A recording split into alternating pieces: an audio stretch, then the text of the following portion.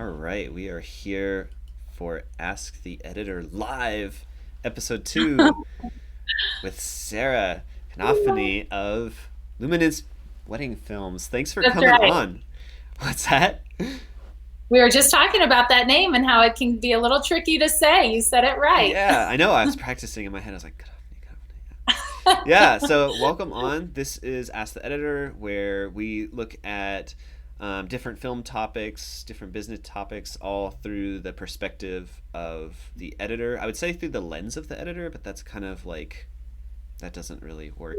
That's the point of the editor is that we don't have lenses. But anyways, I wanted to really I was really excited to have you on because editing Yeah. is one of the first things that we immediately clicked on back in 2015 in That was for ages, in Charleston. ages Yeah, ago. yeah. So we met at In Focus, where I met tons of. It was my first introduction to the wedding filmmaker community, and we just hit it off great. So let's talk a little bit about what you've been doing since 2015. Oh my gosh, I think Charleston might have been my first or second in focus. I miss them. I wish they would bring those back. They were so great. Yeah. I learned a lot from it, met a lot of great people, yourself included. I know we've done a couple of different pieces of work together with some of our wedding film edits, and you guys have been amazing for us. So Thank always you. appreciate you, David, and your team. Also wanted to thank you for having me on. I feel like I'm a good editor. I don't feel like I'm an amazing editor. So I know you have a lot of good choices out there. So I hope that I can share some good tips with people of how I keep, my wedding films different. I know that my husband and we started off in the commercial world. I started as an editor for National Geographic, actually. I lost you, but okay, good. So we started off with National Geographic, and I was doing a lot of actually pulling clips to send to different advertisers who were making their own commercial spots. So I was going through all the amazing cinematographers' work, and that was kind of like my first internship type into the real world of editing and learning how they build those and piece them together. And then I went on to start a company called Luminance Pictures, where we did a lot of commercial work for big companies such as Toyota, JetBlue, Verizon, Smile Direct Club. Just recently, I was doing an A&E promo for Blue Yes. Book. Yes. So, but in addition to all that, I do have the wedding film side, and that is Luminance Wedding Films. We were talking about how I kept the brands separate just because a lot of commercial and directors, they just don't know the jewels that are found and separate because they didn't really take it seriously. So that's why I have the two different brands. But also, I wanted to talk, like you had mentioned today, that we're going to talk about how I just keep all my edits fresh and different. Yes. And to me, it's just a big deal because everybody's filming pretty much the same layout of a wedding film. You have your preps of the bride and the groom getting ready. You have the processional, you have the vows, whether they say their own, they say traditional vows, or they don't say vows at all. It's still a ceremony that you're sitting through and filming. Same cocktail, same first dance. I mean, there's so much sameness to your event when you're doing a wedding. So how do you make that difference? And that's where I have to do it in the edit suite. So that's why it's always been very key to me that I don't use a template, even though a lot of editors do. And I think they're good for companies, especially if they have like a huge load of weddings that they have to just get out. We're more of a boutique studio. We do about 15 weddings a year because we have so much other commercial work. But also I feel like I would die doing, like I did one time 35 weddings in a year, and it about killed me. It was so much, and I was so creatively drained from that. And what is it called when you just really fall into just a slump, and you're just kind of going through the motions. So I didn't want that anymore. So the 10 to 15 really keeps us keeps me on my toes. I'm able to put a little bit more time and effort and energy into each different film and make it different than the rest. So how do I go about doing that? Yeah. And if you have questions, feel free to jump in. No, yeah, you're getting right there. That's great. So with me, I feel like the music is just everything. And I will say, you cannot, in most commercial work, you can't start with the music bed. The soundtrack is always something that comes last, unless it's a live event. Then maybe you have more freedom. But with commercial work, you already have the script, you already have the dialogue, you already have like the vision, and the storyboard is already done for you. So you're almost like a button pusher when it comes to editing a commercial film. Even a documentary, that's not so like, I mean, there's not a whole lot of storyboarding that goes on there, but even with documentary, you're using like the interviews to drive your storyline. With a wedding film, there's so much freedom there. I feel like a kid in a candy store. I'm able to just go into the music first off and find something that really truly inspires me. If it sounds boring, if I'm finding my mind drifting while this song's going on, it's just not the song I'm going to use, because I'm not going to be inspired to edit to it. So music is huge for me when I'm doing my editing films, and it really drives the tempo, it drives the pacing, it drives everything about it. And actually, I don't know, I remember in Focus, they had us do this where they played a song and you closed your eyes and you just started writing down just what your thoughts in your head. Yeah. I literally do that while I edit. I will find a song, I will put it on the timeline. I don't know if Adobe Premiere has markers. I'm on Final Cut X. Yeah. But as the music changes, I will put a marker and I'll quickly type, or I'll quickly write down like toast or prep. And it just helps me like already have this organizational timeline put together without even putting visuals down. I just can already see it in my head. I don't know what part of the toast, but I know it's going to be something sentimental, or I know it's going to be something funny. And that music is really dictating what that's going to be. So that's huge. I know you have, I'm getting ahead of myself. That's okay.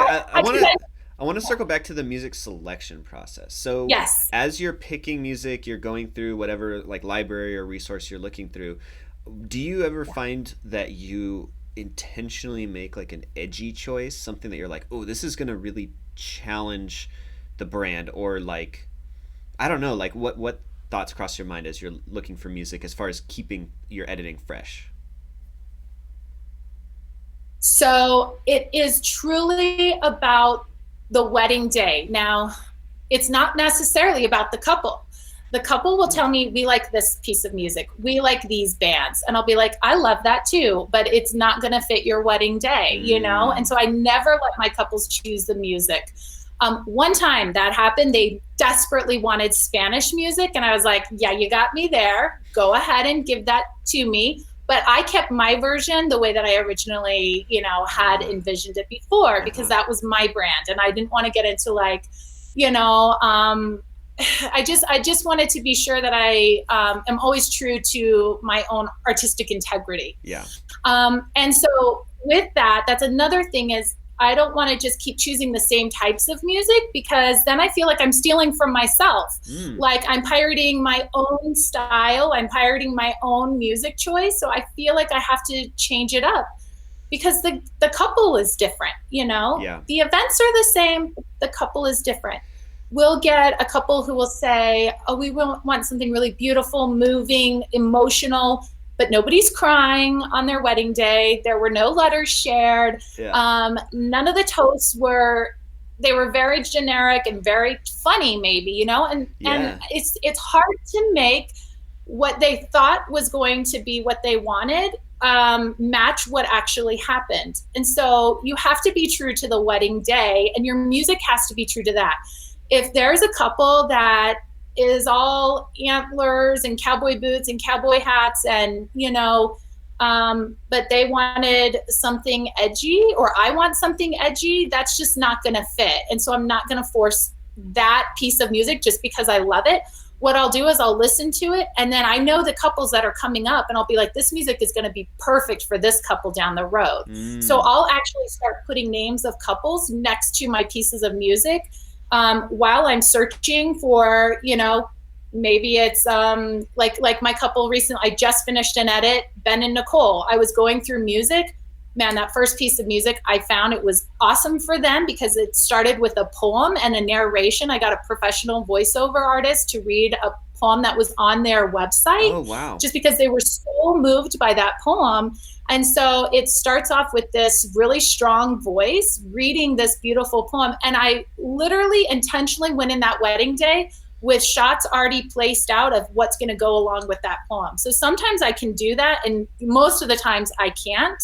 I know some people will storyboard their whole wedding day before they go, and I can't do that, but I can at least take bits and pieces that I know I want, and I can go ahead and say, where I'm going to put that in the edit.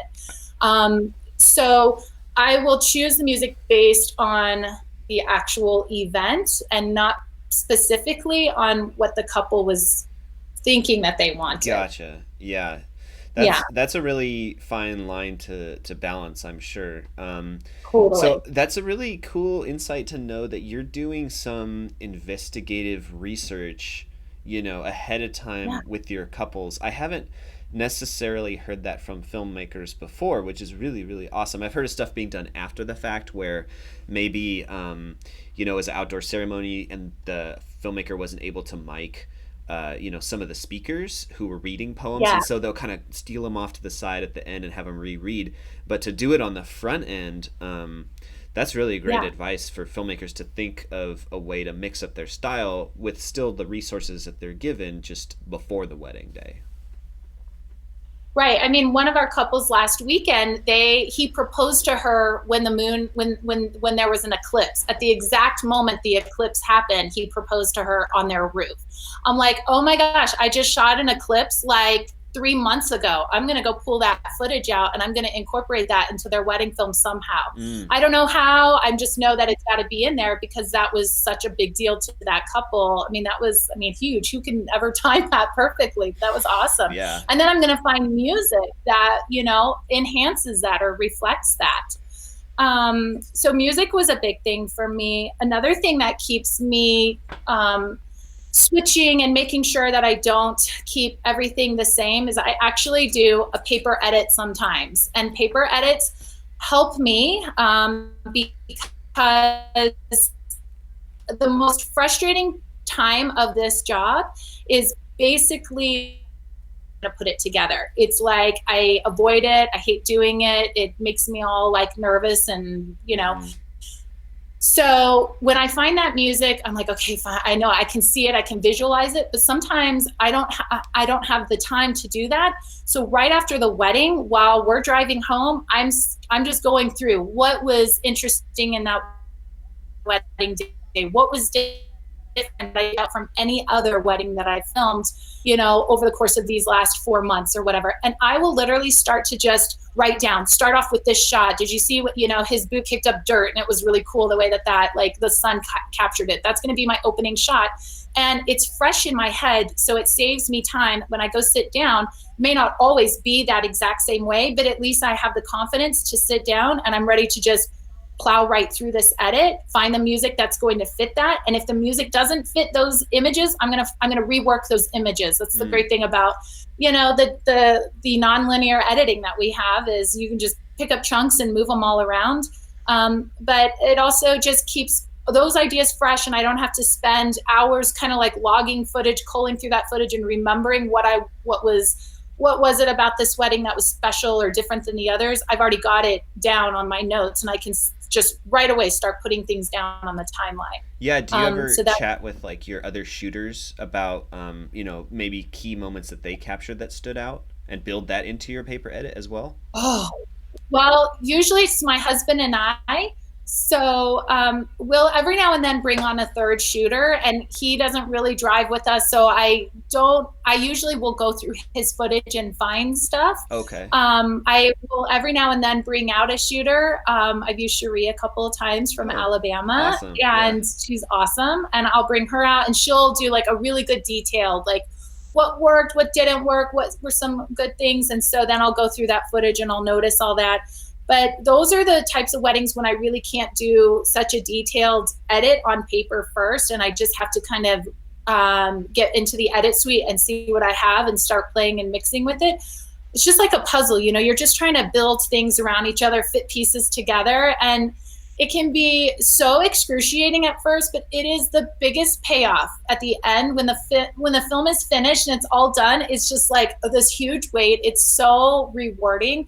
And then hearing what the couple thinks about it is just like, this is why I'm doing this. Validation. So yeah, it does. It totally just continues to motivate me to do more and to try to do better and to try and think differently. But also not too much to where it's just to do it for a different sake. I know there was a little bit of questioning about that. Like, how do you keep it authentic without just trying something different just to be different, you know? Yeah. I mean, I feel like my mind can be limited and there are certain boundaries that I just will not cross just because it just doesn't feel natural to me. And you always have to remember that this still is somebody's wedding film. You don't really have a director or producer telling you what to change. Mm-hmm. So you really have to stay true to your couple and to who's paying you to do this. And I took a risk with the voiceover with this couple, and I let them know, hey, I was really inspired by that poem, but if you totally hate this, I will take it out. Like, I have to remember that they are paying for it. Yeah. Eventually, now I can keep my version on my website, but for them, I want to honor their wedding day and I want to honor them as a couple. So you have to be careful not to get too crazy. And if you do want to do something really different, you might want to talk to them about it before, so they don't totally hate what you've done. But usually brides are drawn to your style for a reason. Yes. What I get the most, couples will say, every one of your films is different from the last. It tells me that I can do whatever I want because they're not expecting a specific, I will get, sometimes they will say, we like the more sequential edit. Like, they don't like the time shifting. Mm-hmm. So I'll stay true in that lane to them. Mm-hmm. But I've never heard them say, please don't do this, please don't do that. We like this film, but we don't like that film of yours. Like, the biggest thing they always say is your films bring out the personality of the couple, and they're also different. And that's what I love to hear is because I feel like I'm staying true to the couple. Yeah. When I do that. Yeah, I mean, I think that's great advice, is that you got to keep in mind that there are so many voices and so many styles in the wedding film industry that, like, to have been selected by a couple, there's probably a few factors why, right? So there is a box to play in as far as, like, varying it up and everything, but I guess, like, to summarize what you were saying, it's like there's a word of caution of straying too far outside of that to where they've now hired a company that's unrecognizable to the work that drew them in the first place.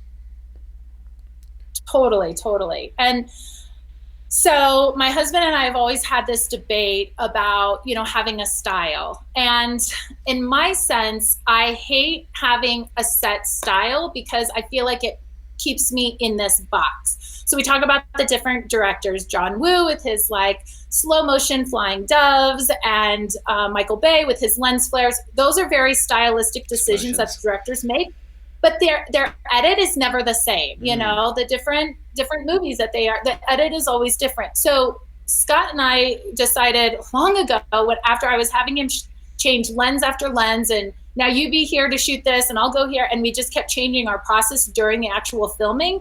It was too much for us. We said, our style is going to be this set way that we film the wedding, and I will do the changing in the edit. And so we really shoot every wedding the exact same setup. And there are pieces in my wedding films that are very much the same. I always have the bride walking down the aisle. For some reason, for me to leave that out just seems wrong. Yeah. But I know people do it, and they do it successfully. Sure. But that's, again, like certain boundaries that I just feel like until I feel right about that, or I feel the music moving me to do that, I feel like there's certain things that have to be there. Mm-hmm. And that's a big moment.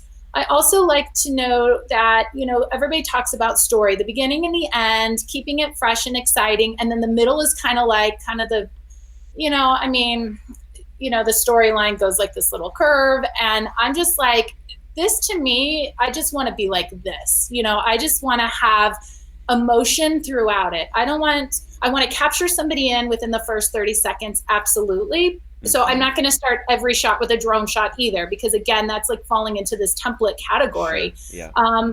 But it's, you know, you only have so much footage to use, right? So of course there are a lot of my films that are going to start off with romantics of the couple, okay, but hopefully they're not doing the same thing, you know. But you want it to start fresh. You definitely want it to end with a big payoff, so that you haven't wasted anybody's time and they feel like they really got something out of that. But then throughout it, don't forget the middle. The middle is just as important as the beginning and end. And that's where you can get really creative with your editing. So I need time for moments to breathe. I need to go real fast, and then I need to slow it way down, because I want people to be drawn in. And if everything is the same, fast, it's too much. Nobody has time to really understand the couple, understand what's happening. They're going to feel overwhelmed and they're going to turn it off if it's 3 minutes of just fast cut pace. But it's just so simple and sappy throughout the whole thing, and it's just the same pacing. Yeah, let's see. I lost you for a second here. All right, are you there, Sarah? Let's see. Yeah, I'm here. Okay, cool. Yeah. So we'll pop over and see if the screen comes back on. But go ahead. You were talking about pacing like throughout the cut.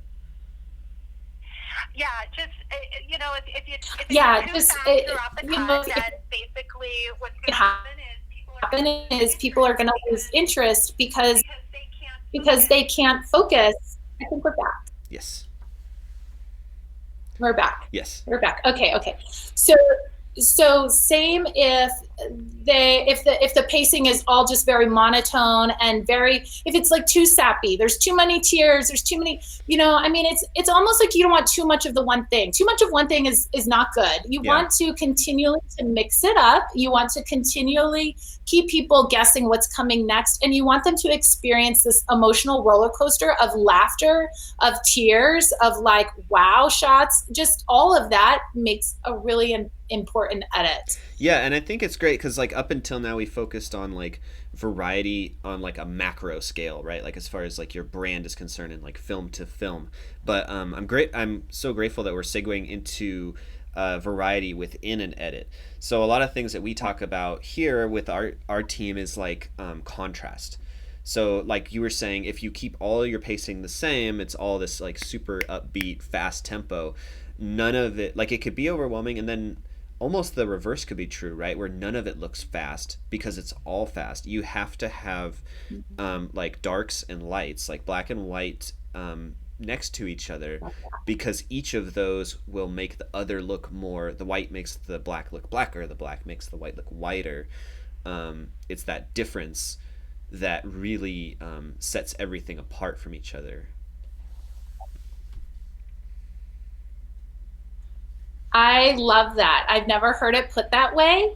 I really, absolutely, I love that. And I think that's important because some of these films, like they have amazing shots. They're so, I always tell Scott, like, because sometimes even I've got my daughter doing a little bit of editing and I'm like, you know, there's so much information to take into this shot. It's not just a simple shot.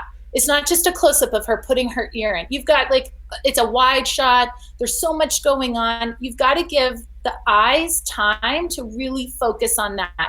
Now, in a lot of my films, you'll see flash of cuts, but that's of scenes that they've already seen. So they recognize those moments because they've already seen them or they're about to see them. Yeah. So it's not frustrating to watch because you're like, where did that moment come from? Oh, that was before, that was after. I feel like you can almost do yourself a disservice because a lot of editors film their own stuff too. And you can almost do yourself a disservice if you take all this time to compose this amazing shot and you spend like half a second on it in the edit. Nobody really saw that. Yeah. And then what about the couple? There's so many amazing moments of the couple. They were laughing, but you saw just a teeny glimpse of it. And it wasn't enough to like make you laugh or make you feel that because it like switched to something else. also, I feel like with the visuals, there is the music. You know, that music is awesome that you picked. Don't cover it with a voiceover the entire time. Don't have this toast go on, drone on forever. I see toast happening, and there's like people dancing, and this dancing is so fun and so crazy.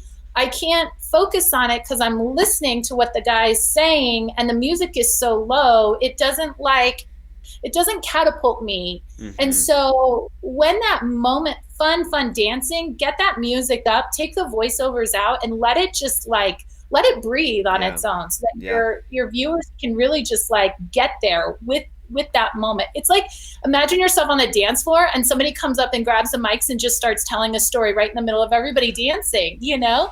I mean, it can work. I'm sure people will like kill me on this, and I'm sure they'll show me where it has worked, and I know it can work. So for me, that's another boundary where I'm like, it's really got to be like where I'm coming down, or maybe it shifts to slow motion dancing, the music shifts, and then you can bring in some type of voice over to help drive that. But if you stay too long on it, it's just going to get redundant, and then it's going to get boring. Well, and it could feel like if there isn't enough connection between the layers, right? Like the music doesn't complement the footage doesn't complement the voiceover, then it could end up looking like it's just like three separate feeds playing at the same time. You got to have those connections between the different elements of the film. I think that's what really helps to keep films cohesive, and helps kind of reinforce some of the decision making behind keeping your film varied during the runtime. Absolutely. I'm sorry if you see me keep bringing my phone to my ear. I lose you, and then I think maybe I can hear him through my phone. So we're having internet connections. Yeah, my bad. No worries at all. So I wanted to get to some questions that were submitted. So let's see. So when mixing it up from edit to edit, do you find it difficult to keep all your films on brand, which we have talked about in generalities, but this would be like a little more specific? Or do you feel that the variety of mixing it up actually is your brand? I think that is my brand, and I'm so glad they asked that, because I feel like my brand, my style comes in the way we shoot, not necessarily the way we edit. And so you'll always see slow motion of the couple's romantics, maybe some of the dancing, but you'll never see like slow motion of her like putting her mascara on, or like them talking. It just looks so weird to me where they're like, slow motion talking. Yeah. So I feel like keeping the edits different is what helps build my brand, but also they can recognize my style because they recognize my shooting style. Gotcha. If that makes sense. Yeah, and I would think that would be helpful to give you even more comfort in flexing creativity in the editing bay, if like that the puzzle pieces that you're making the puzzle out of are like consistent and like reliable and whatnot, which is kind of like a segue into another thing that you and I had chatted about was variety in how you salvage clips or how you save footage, that wasn't the way you expected it to come together. Okay, David, I love that you asked that, because honestly, I am not the best. I mean, I've gotten way better in my shooting. My husband hates DSLR cameras, and it took him forever to get his focus.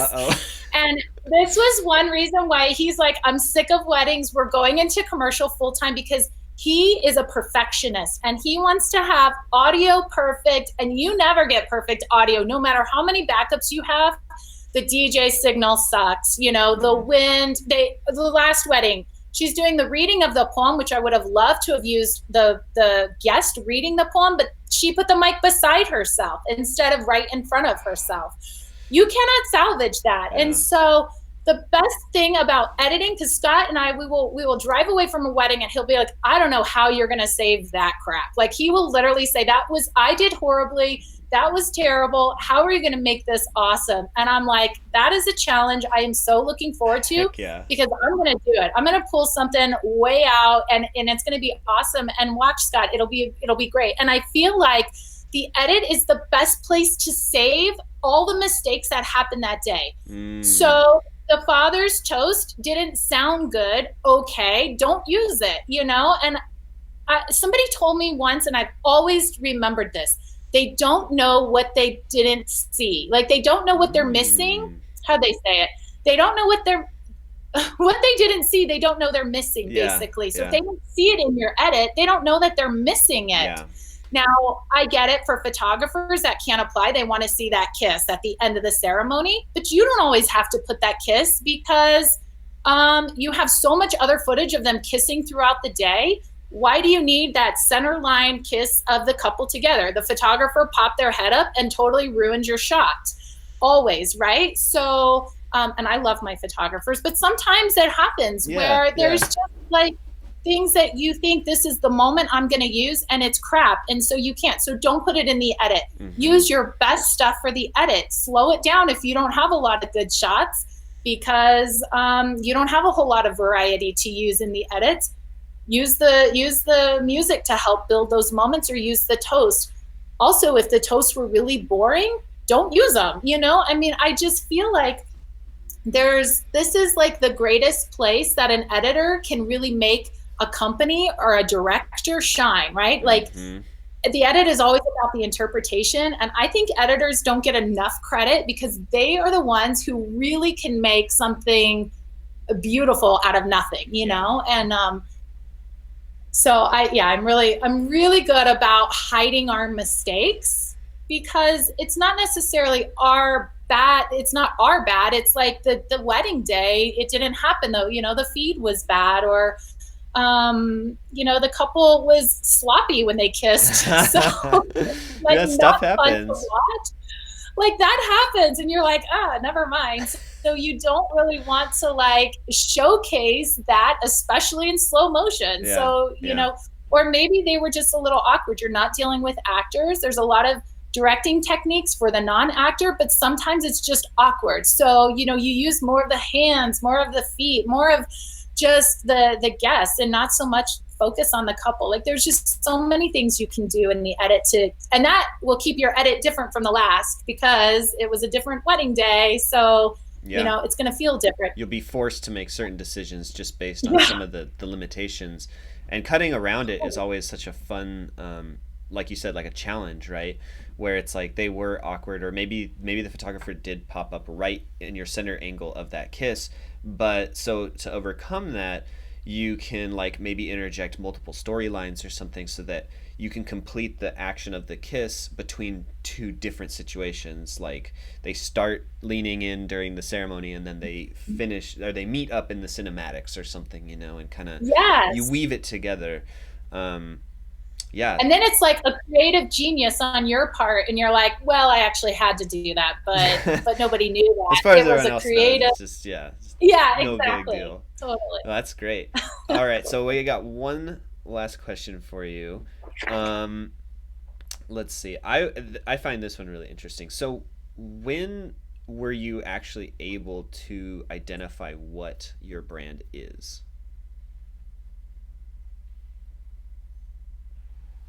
Oh my gosh. I don't even know if I have. Like, honestly, what does that mean? I can watch some studios work and be like, like you can watch somebody's work and be like, that's a so-and-so wedding film. You just know it. Or like a movie, music even, you recognize the style. I honestly have always struggled with that. And I think that's okay. Like, I don't think you ever have to box yourself into this set way of shooting and editing. I feel like with me, I swear I have ADD. I have such a hard time focusing on a wedding day where I can't just like slowly get a shot. I'm constantly like, what am I doing? And it even drives me crazy in the edit sometimes because I don't leave enough like head and tail room for the edit. Like I'm just too fast. So I feel like that naturally that's me. And so I kind of shoot faster. I edit quicker. So maybe that's my brand, but it wasn't an intentional decision. It's just kind of my personality. And I hope that my brides, I've never, knock on wood, had a complaint about any of my films from my brides. And all my 15 years of doing that. And that's really amazing. And I feel like it's really because I just really trust my instincts. I really trust the couple, and I try not to. I try to be truthful to that couple. So if they are really, and I'll ask 3 questions that describe your relationship, and that's huge to me because that's going to tell me how I'm going to edit them. It's going to tell me how I'm going to shoot them. If they say words like romantic, kind, and caring, I'm like, this is going to be a really soft, edit. Hopefully, if the day plays out that way, then it will be. But if they're like adventurous, exciting, crazy, then I know that I can get more creative in my edit, my pacing. But I've always really tried to stay very true to that particular couple, so that I nailed it the first time and I didn't have to come back with a ton of changes or with a couple that was unhappy. So we talked a lot about the Greek weddings before. Yeah. There's a huge Greek community out here. They all watch each other's film. I swear I've done like almost every single bride and groom. It's like all the congregation had children at the same time, and they all got married at the same time. So over these past like 4 or 5 years, I have done so many Greek weddings, and it's always the same church, the same, usually it's the same reception, it's the same layout, it's the same, like they get crazy, they take their shirts off, they're dancing on the tables, they break plates.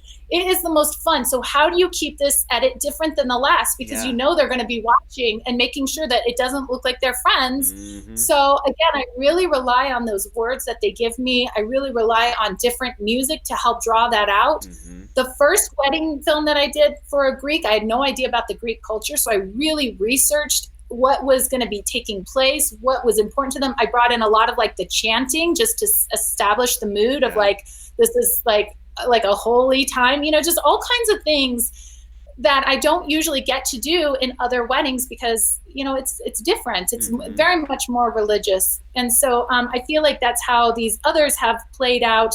If the couple is not really traditional into the Greek traditions, then I won't bring in a lot of that chanting because it's going to be different, Yeah. And so I really just kind of get a feel for the couple, and that helps me. So I don't know how that relates to my brand other than I just, I can't block myself into a box and keep it just this certain way. And I will say it's hard when you watch all the new techniques and all the new styles coming up. Like, should I do that? Should I not? You don't want to timestamp yourself either. If that's a fad that's going to come and go, stay true to what is. I have a hard time with the color grades too. Like I'm trying to do a different color grade, but at the same time, when I watch movies, it's rare that you see a really heavy color grade on these films. They're very timeless and it's very specific to that war movie. So why are we bringing war movie color grades into wedding films? Not that there's a right or wrong way. It's just I have to, like, if I'm asking those questions, then I know it's not right for me. Mm-hmm. But that's also like a conviction of myself as an artist, not anybody else. So if it totally makes sense for that company, they are going to do it and they are going to kill it and they are going to be awesome at it and their brides are going to love it, So there's no right or wrong. It's just making sure that you're not changing styles because you feel not confident in your own and what you have right now. Be confident in what you're doing, stay true to what you feel is best and what you think your couples are going to really love. And, you can try to go different ways. And if it's just not natural to you, get back in your lane, stay in your lane of editing. And I think you'll always be successful that way. And people will see the difference. They'll start to pick up on the similarities of your work and the quality, and they'll want that. And the couples that want the really out there edits, which are awesome and amazing, they're so inspiring, but not everybody wants that, Yeah. So, I mean, it kind of ends up being a little bit of like a reap and sow sort of correspondence, right? Where it's like you put out the work type of the couples that you want to attract. Because the people who want that kind of a video are the people that you want to work with because, and it sounds like that the type of work that you produce is so heavily tied into your own personal identity, like you were just mentioning, like the ways in which you shoot and like how your brain is firing on the day of. That the identity question is kind of like you identify your brand as you kind of come to understand yourself.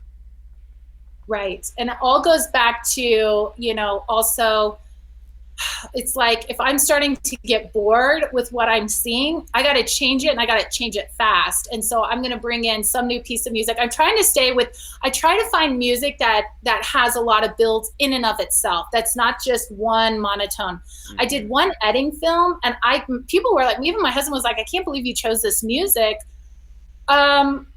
It was a wedding. It was actually the edit that you guys did for us. I chose that piece of music, and it was like a piano, and it was just so the same way.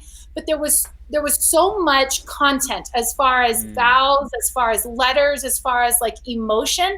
People love that wedding edit. You guys did that for us, and cool.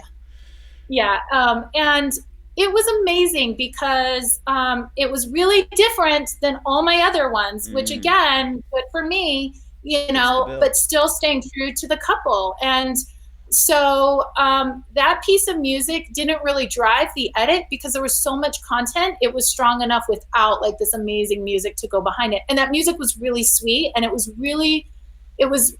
you could like almost hear their names in the music. I mean, it was just perfect for them, Yeah, that's great. I think so. Let's see.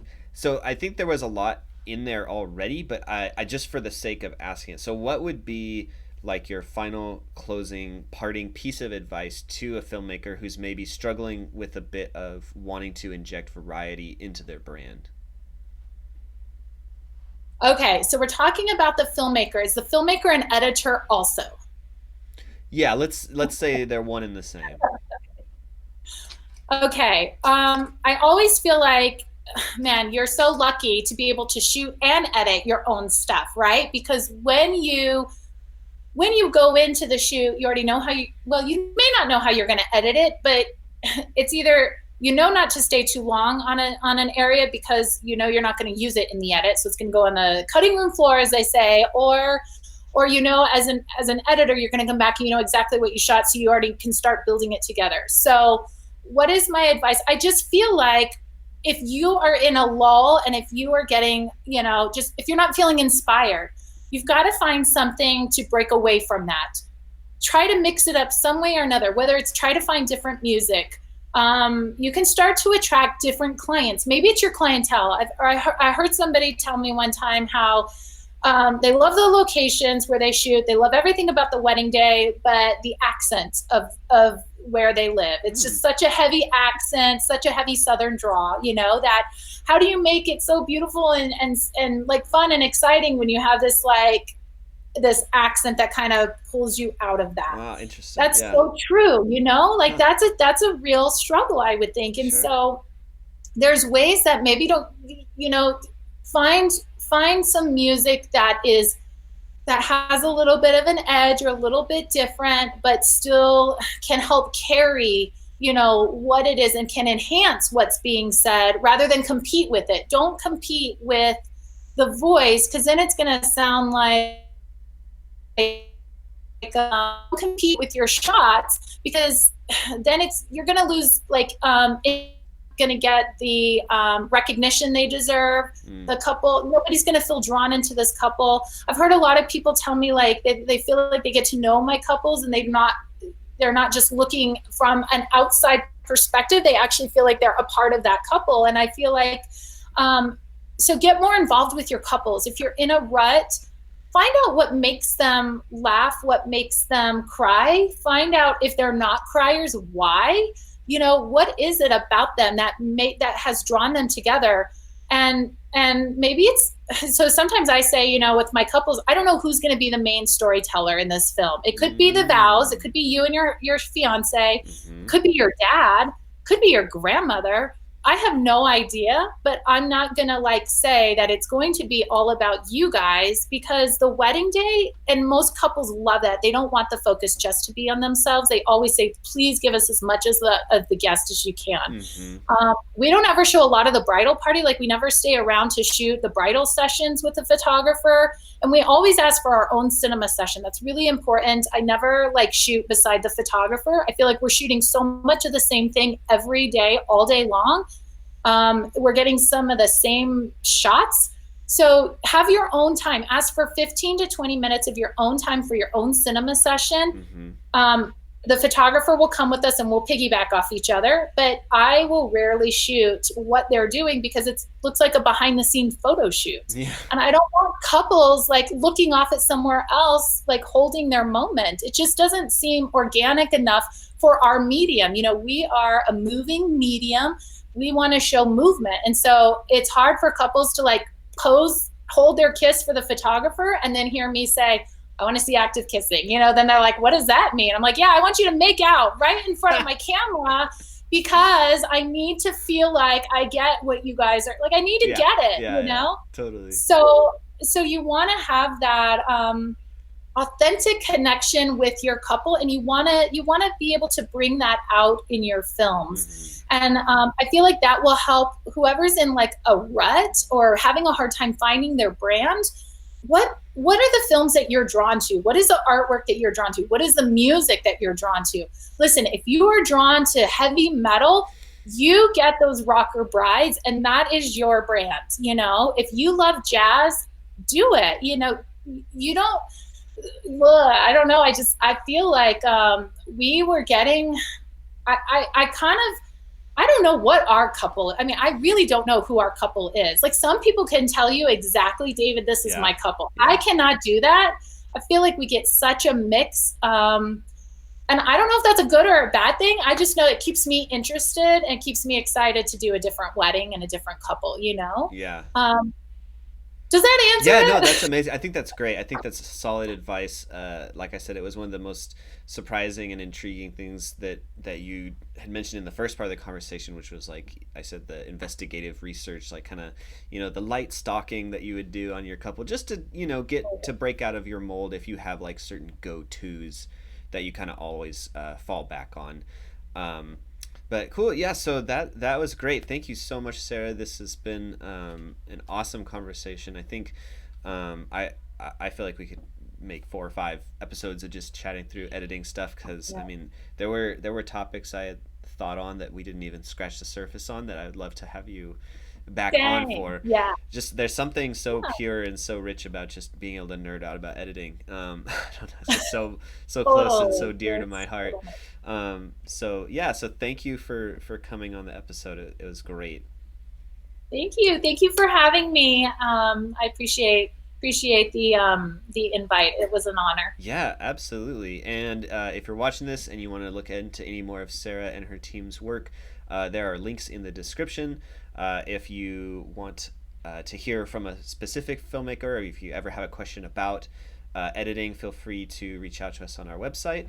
And then don't forget to like, comment, subscribe, follow, tweet, shout out, all the different things that you can do. I'd love to hear from you. And until next time, thank you for joining us for Ask the Editor Live.